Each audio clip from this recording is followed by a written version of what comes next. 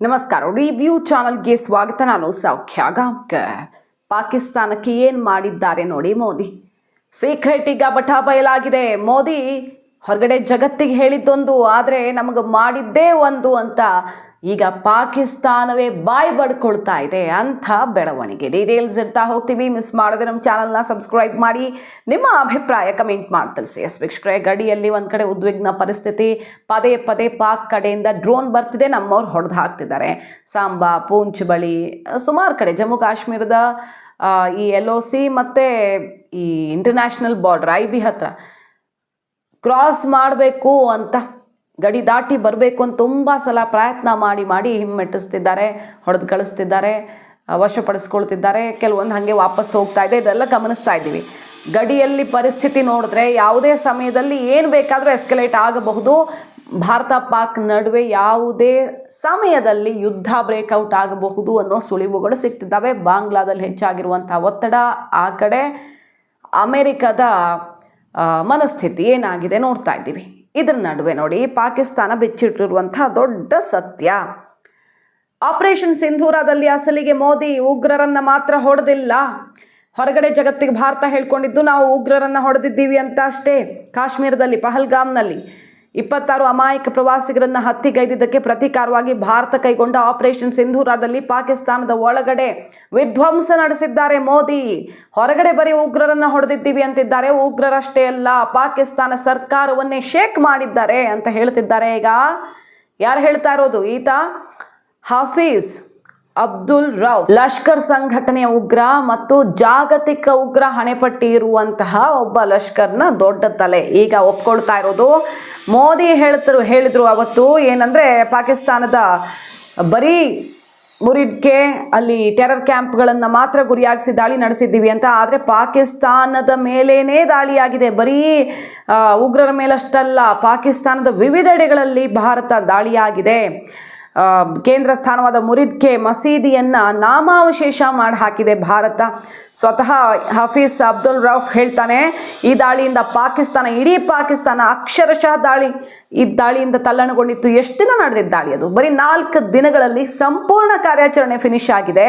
ಈ ಒಂದು ಭಾರತದ ಕಾರ್ಯಾಚರಣೆ 1 ಶತಮಾನಕ್ಕೇನೆ ಮಾಡೆಲ್ ಅಂತ ಸ್ವೀಡಿಷ್ ಎಕ್ಸ್ಪರ್ಟ್ ಇತ್ತೀಚೆಗಷ್ಟೇ ಬಣ್ಣಿಸಿದ್ರು.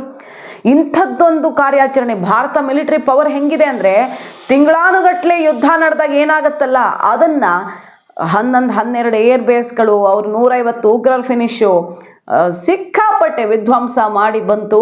ನಮ್ಮ ಶಸ್ತ್ರಾಸ್ತ್ರಗಳು ಅಲ್ಲಿ ಧೂಳಿಪಟ ಮಾಡಿ, ನಾಮಾವಶೇಷ ಮಾಡಿ ಬಿಸಾಕ್ತು ಪಾಕಿಸ್ತಾನವನ್ನು ಬರೀ 4 ದಿನಗಳಲ್ಲಿ. ಅದರಲ್ಲೂ ಈ ಮೇಜರ್ ಆಪರೇಷನ್ ನಡೆದಿದ್ದು ಬರೀ 24-25 ಗಂಟೆಗಳಲ್ಲಿ ಇಷ್ಟೆಲ್ಲ ಆಪರೇಷನ್ ಮುಗೀತು. ಇದೊಂದು ದೊಡ್ಡ ಮಾಡೆಲ್ ಭಾರತ ಸೃಷ್ಟಿ ಮಾಡಿದ್ದು ಅಂತ ಜಾಗತಿಕ ಎಕ್ಸ್ಪರ್ಟ್ಸ್ ಬಣ್ಣಿಸ್ತಾ ಇದ್ರೆ, ಇಲ್ಲಿ ಹೇಳ್ತಾನೆ ನೋಡಿ, ಲಷ್ಕರ್ ಉಗ್ರ ಟಾಪ್ ಮೋಸ್ಟ್ ಈತ. ಅಕ್ಷರಶಃ ಪಾಕಿಸ್ತಾನ ತಲ್ಲಣಗೊಂಡಿತ್ತು. ನಮಗೆ ಕೆಲವ್ರು ನಾವು ಉಳ್ಕೊಂಡಿದ್ದೇ ದೊಡ್ಡದು. ಪಾಕ್ ಸರ್ಕಾರ ಮತ್ತು ಆ ಸೇನೆಯ ಬೂಟಾಟಿಕೆಯನ್ನು ರೌಫ್ ಈಗ ಬಹಿರಂಗಪಡಿಸ್ತಿದ್ದಾನೆ ನೋಡಿ. ಏನೂ ಆಗಿಲ್ಲ ಪಾಕಿಸ್ತಾನದಲ್ಲಿ. ಅಮೆರಿಕ ಆ ಕಡೆದು ಹೊಡೆದಿದ್ದಾರೆ, ಈ ಕಡೆದು ಹೊಡೆದಿದ್ದಾರೆ, ಎರಡೂ ಕಡೆ ಒಂದೇ ಅನ್ನೋ ಥರ ಒಂದೇ ತಕಡಿಲಿ ತುಗ್ದಕ್ಕೆ ನೋಡಿದ್ದು. ನಮ್ಮ ದೇಶದವರು, ನಮ್ಮ ದೇಶದ ವಿಮಾನ ಎಷ್ಟು ಹೋಗಿದೆ, ನಮ್ಮವ್ರು ಎಷ್ಟು ಜನ ಸತ್ತಿದ್ದಾರೆ ಅಂತ ಲೆಕ್ಕ ಕೇಳಿದವರು. ಅವ್ರಿಗೆಲ್ರಿಗೂ ಸರಿಯಾದ ಉತ್ತರ ಈಗ ಪಾಕಿಸ್ತಾನ ಹೆಂಗೆ ಪುಡಿ ಪುಡಿ ಆಗಿಸ್ತು ನಮ್ಮ ಸೇನೆ. ಮೋದಿ ಬರೀ ಉಗ್ರರು ಅಂತ ಹೇಳಿದ್ರು, ಆದರೆ ಎಲ್ಲ ಹೊಡೆದು ಹಾಕಿದ್ದಾರೆ ಇಲ್ಲಿ ಅಂತ ಅವರು ಹೇಳ್ಕೊಳ್ತಾ ಇದ್ದಾರೆ. ಒಟ್ಟಿನಲ್ಲಿ ಪಾಕಿಸ್ತಾನವನ್ನು ಚಿಟಿಕೆ ಹೊಡೆಯೋದ್ರಷ್ಟೊತ್ತಿಗೆ ನಾವು ಯಾವ ರೀತಿಯಲ್ಲಿ ಇಷ್ಟು ಕಡಿಮೆ ಅವಧಿಯಲ್ಲಿ ಹಿಂಗೆ ಮಾಡಬಹುದು ಅಂದರೆ, ಇನ್ನು ಪಾಕಿಸ್ತಾನನಾದರೂ ಅವ್ರ ಸೇನೆ ಇಷ್ಟು ಸ್ಟ್ರಾಂಗ್ ಇದೆ ಹೆಸರಿಗೆ, ಇನ್ನು ಬಾಂಗ್ಲಾ ನಮ್ಮನ್ನು ಕೆಣಕಿದ್ರೆ ಏನಾಗಬಹುದು ಅನ್ನೋದಕ್ಕೆ ಇದೇ ಎಕ್ಸಾಂಪಲ್ಲು. ಚಿಟಿಕೆ ಹೊಡೆಯೋಷ್ಟೊತ್ತಿಗೆ, ಕಣ್ಣು ಮಿಟುಕಿಸೋ ಅಷ್ಟೊತ್ತಿಗೆ ಧ್ವಂಸ ಮಾಡಬಹುದು ಈ ರಾಷ್ಟ್ರಗಳನ್ನು ಅನ್ನೋದು ಇದರಲ್ಲಿ ಸ್ಪಷ್ಟವಾಗಿ ಗೊತ್ತಾಗ್ತಾ ಇದೆ. ಬಹಿರಂಗ ಸಭೆಯಲ್ಲಿ ಲಷ್ಕರ್ ಉಗ್ರ ಹಾಫೀಜ್ ಅಬ್ದುಲ್ ರೌಫ್ ಹೇಳ್ಕೊಳ್ತಾನೆ, ನಾವು ಅಲ್ಲಿ ಇವತ್ತು ಕುಳಿತುಕೊಳ್ಳೋಕ್ಕೂ ಆಗದಿರೋ ರೀತಿಯಲ್ಲಿ ಆ ಜಾಗವೇ ಸಂಪೂರ್ಣವಾಗಿ ಧ್ವಂಸ ಆಗಿ ಹೋಗಿದೆ. ಹಾಗೆ ಸಿಂಧೂರ ವೇಳೆ ನಾವು ಕೆಲವರು ಬದುಕಿದ್ದೇ ದೊಡ್ಡದು ಅಂತ ಆತ ಹೇಳ್ತಿದ್ದಾನೆ. ಅಲ್ಲಿ ಮಸೀದಿಯನ್ನು ಏನು ಹೇಳ್ತಾರಲ್ಲ, ಆ ಪ್ರದೇಶದಲ್ಲಿ ಮಕ್ಕಳು ಉಳ್ಕೊಳ್ಳೋ ಪ್ಲಾನ್ ಇತ್ತು. ದೇವ್ರ ದಯೆಯಿಂದ, ಅಲ್ಲಾ ದಯೆಯಿಂದ ನಾವು ಮಕ್ಕಳನ್ನು ಶಿಫ್ಟ್ ಮಾಡಿದ್ದಕ್ಕೆ ಉಳ್ಕೊಂಡ್ರು ಅಂತ ಆತಂದೇನೋ ಕತೆ ಬಿಟ್ಟಿದ್ದಾನ ಆತ.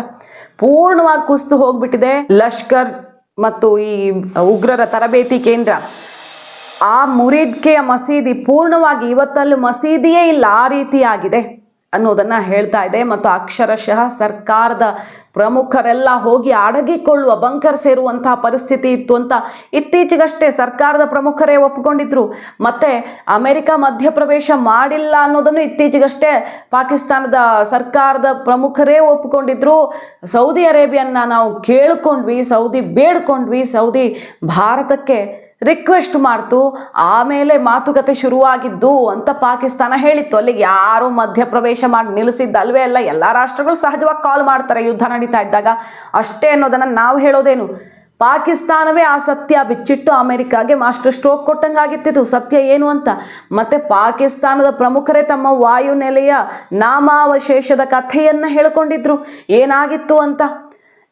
ದೃಶ್ಯಗಳೇ ಹರಿದಾಡಿದ್ದು. ಆದರೂ ನಮ್ಮ ದೇಶದಲ್ಲೂ ಕೆಲವ್ರಿಗೆ ತೃಪ್ತಿಯಾಗದೆ ಅಮೆರಿಕದಂತಹ ರಾಷ್ಟ್ರಗಳು ನಾವೇ ಏನೋ ಮಾಡಿಬಿಟ್ವಿ ಅಂತ ಸುಮ್ಮನೆ ಜಂಬ ಕೊಚ್ಕೊಂಡವ್ರಿಗೆಲ್ಲ ನೋಡಿ ಇದು ಇನ್ನೊಂದು ಉತ್ತರ.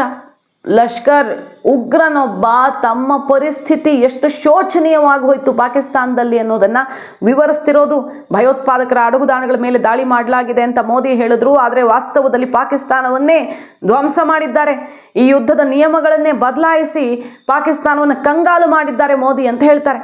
ಸಿಂಧೂರದಲ್ಲಿ ಪಾಕ್ ಉಗ್ರ ನೆಲೆಗಳಿಗೆ ಭಾರೀ ಹಾನಿಯಾಗಿದ್ದನ್ನು ಏನು ಯಾರ್ಯಾರಿಗೆ ಅನುಮಾನ ಇತ್ತೋ, ಡೌಟ್ಸ್ ಇತ್ತೋ, ಉತ್ತರ ಕೊಡಿ ಅಂತ ಕೇಳ್ತಿದ್ರು. ಈಗ ಅಲ್ಲಿಂದಲೇ ಬೇಕಾದಷ್ಟು ಉತ್ತರ ಬರ್ತಾ ಇದೆ. ಸೊ ಪಾಕಿಸ್ತಾನ ಮತ್ತೇನಾದರೂ ಕೆಣಕಿದ್ರೆ ಈಗ ಸ್ವಲ್ಪ ಬಾಲ ಬಿಚ್ತಾ ಇದೆ. ಗಡಿಯಲ್ಲಿ ಈ ಡ್ರೋನ್ಗಳನ್ನು ಕಳಿಸ್ತಾ ಇರೋದ್ರ ಉದ್ದೇಶ ಸುಮ್ಮನೆ ಟೆಸ್ಟ್ ಮಾಡಿ ನೋಡೋದಿಕ್ಕೋ ಅಥವಾ ಇಲ್ಲಿರುವಂಥವ್ರಿಗೆ ಒಳಗಡೆ ನುಸುಳಿದ್ದಾರೆ ಅಂತ ಕೆಲವೆಲ್ಲ ಅಮೆರಿಕ ಹೇಳ್ಕೊಳ್ತಿರೋದು ರಿಪೋರ್ಟ್ಸು. ತಮಗೆ ಗುಪ್ತಚರ ಮಾಹಿತಿ ಇದೆ ಮತ್ತೊಂದು ದಾಳಿ ಆಗುತ್ತೆ ಭಾರತದ ಮೇಲೆ ಪಹಲ್ಗಾಮ್ ರೀತಿಯಲ್ಲಿ ಅಂತ, ಅಂಥವ್ರಿಗೆ ಶಸ್ತ್ರಾಸ್ತ್ರ ಸಪ್ಲೈ ಹಿಂಗೆಲ್ಲ ಕೇಳಿ ಬರ್ತಿದೆಯಲ್ಲ. ಆ ರೀತಿ ತಂಟೆಗೆ ಬಂದರೆ ಈಗ ಇನ್ನೂ ಸಿದ್ಧವಾಗಿದ್ದೀವಿ ನಾವು, ನಮಗೊಂದು ಎಕ್ಸ್ಪೀರಿಯನ್ಸ್ ಆಗಿದೆ ಆಪರೇಷನ್ ಸಿಂಧೂರದಲ್ಲಿ. ಸೊ ಈ ಸಲ ಪಾಕಿಸ್ತಾನ ಆಗಲಿ ಬಾಂಗ್ಲಾ ಆಗಲಿ ನಮ್ಮ ಶತ್ರು ರಾಷ್ಟ್ರಗಳು ಇಡೀ ಜಗತ್ತಿನ ಯಾವ ಮೂಲೆ ಬೇಕಾದರೂ ಹೊಡೆಯುವಂತಹ ನೌಕೆಗಳಿವೆ ಇವತ್ತು ನಮ್ಮ ಹತ್ರ.